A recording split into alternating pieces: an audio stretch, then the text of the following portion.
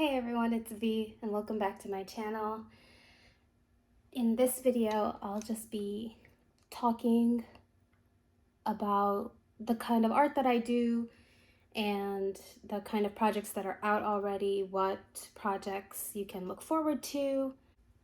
And you'll see this in my next videos. So I thought I'd just come on and talk a little bit more about myself and my work. I also have some Starbucks with me. For those of you who like the pumpkin spice latte, please hit that like button. I mean, it's so weird because I feel like pumpkin spice latte has there's a specific type of girl that drinks a pumpkin spice latte. And I'm nothing like that. Kind of a tidbit about myself, I guess, is that the reason I love pumpkin so much is because when I was a kid, my father made pumpkin curry. And ever since then, I've just loved the taste of pumpkin. Like, I can't get enough of it. So I just eat everything pumpkin during the fall. It's a little nuts. Yeah, I do enjoy myself a pumpkin spice latte. Also, if you notice in this video, I have zero makeup on because usually I don't wear makeup. I don't like to wear makeup continuously, and I have to wear makeup tomorrow. So if you're like, oh, why does this girl on YouTube actually look very old? It's because I'm showing you my age. As you all know, I am an artist and I am a musician. But today I will tell you what kind of art that I do and kind of what tools that I use. So for those of you who have seen my website and are a fan of my work, I am a pop artist and a contemporary artist. I guess the medium I'm most comfortable using for my artwork is pen and ink, pencils as well. I draw a lot on illustration board, mainly cold press, but I do some hot press illustrations as well. 1 second. As you can see, I'm still not used to making videos.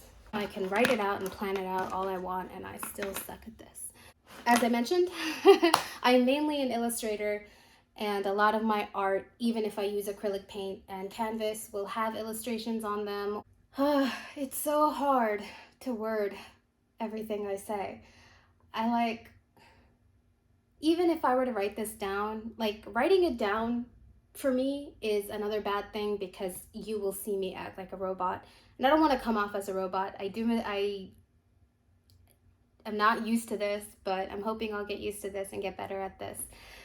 But I just, I get very frustrated filming myself. And I think it's odd, especially because if you look at my website and look at a lot of my work, I've actually been photographed many times with a lot of the clothing that I've created. And I don't know how I did it. I like taking the photos and I like filming people, but I can't be in front of the camera. I think it's just something I have to get used to. Let me try again. I'm really sorry. So,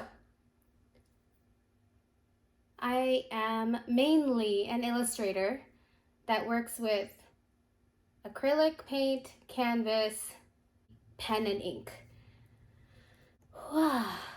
So if you see a lot of my paintings, they are illustrations. They are just done with acrylic paint. And generally the medium that I use for my acrylic paint are acrylic paint pens. One of my favorite brands to use is Posca.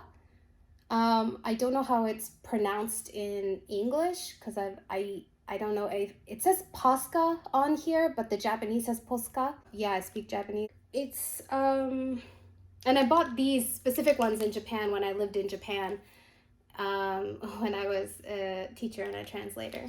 So these pens have lasted me a very, very long time, and I just have an abundance of these pens. And I just bought so many black pens when I was living there because I just used black so much. And yeah,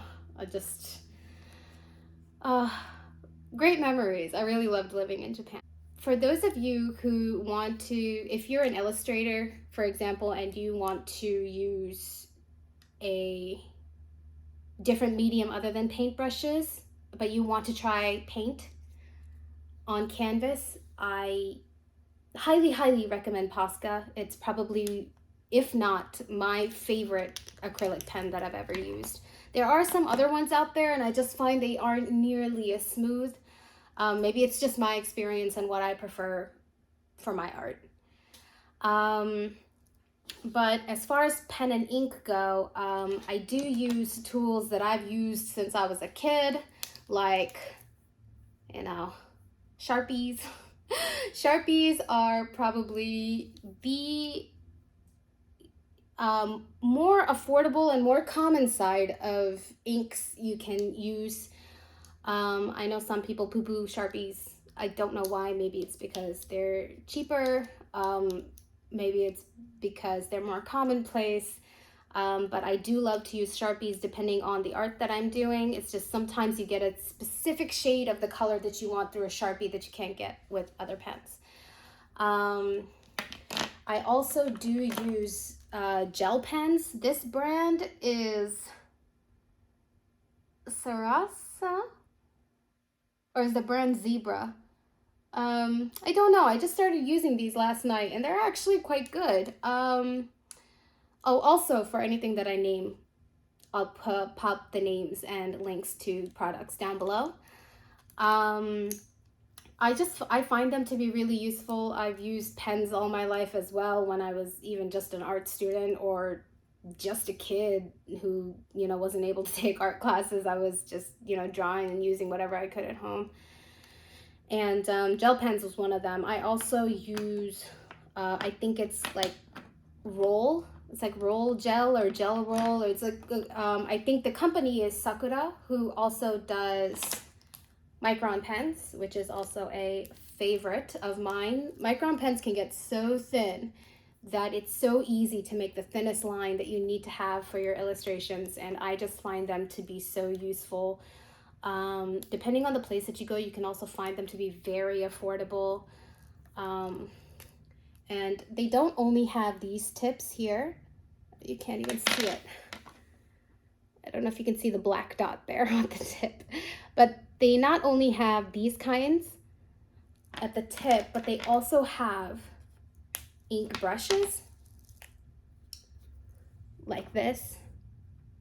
And they're just so versatile and so useful for anything, not only for your professional drawings, but for your practice as well.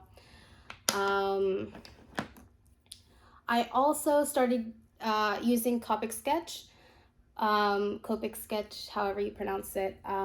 These babies are excellent for illustrators, especially because you have one side of marker for the ink and then one side of brush for the ink. And I'm usually more comfortable using the brush side, which is kind of funny because I suck with paintbrushes. But these have to be the most high quality pens that I've ever used, and it's because they work like watercolor.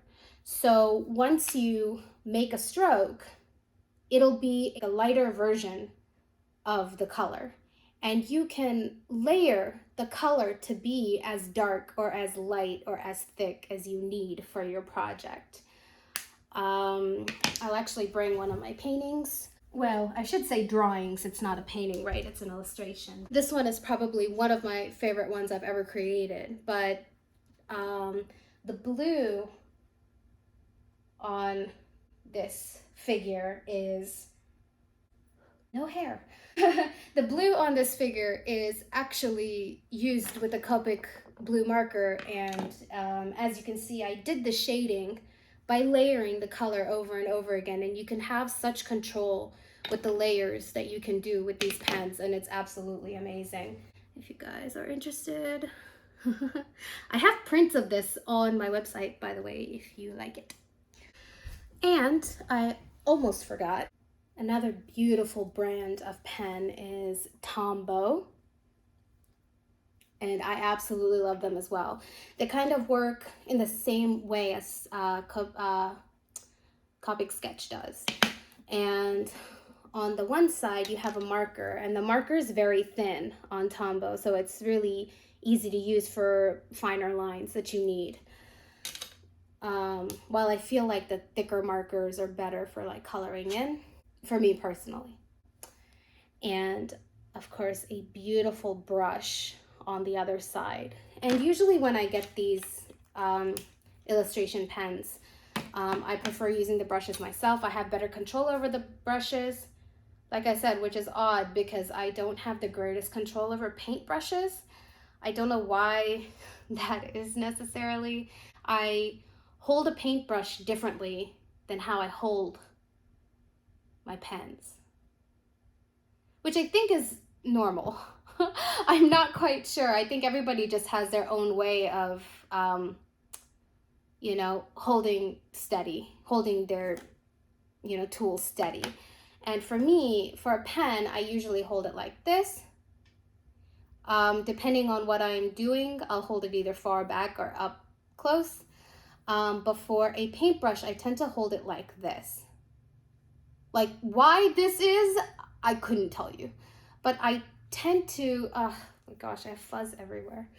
When I tend to paint and I'm painting on an easel, I find that this gives me the most control. I don't know why. I don't know why. But generally when I'm painting on a canvas, I also paint over the table. It's just what I'm used to. And people always say, like, you know, you probably shouldn't rest your hand on a painting, and you shouldn't, what is it?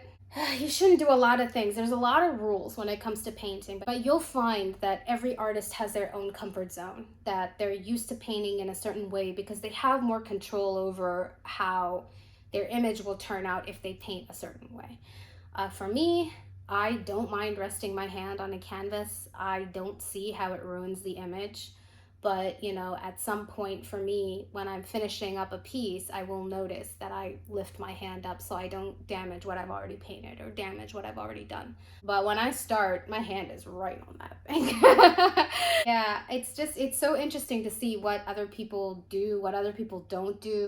Just, I find it so interesting when I talk to other artists out there. And I hope that today I've shared something interesting for you guys, so you guys know a little bit of how I create and what I create. If you guys are interested in my art or my music, please click the link down below to my website. I'll eventually get the hang of it, I promise. But please click down below to go to my website. And if you enjoyed this video, please hit the like button and subscribe to my channel, and please spread the word as much as you can of Subtle Smile. Thank you so much for watching, and I'll see you all in the next one.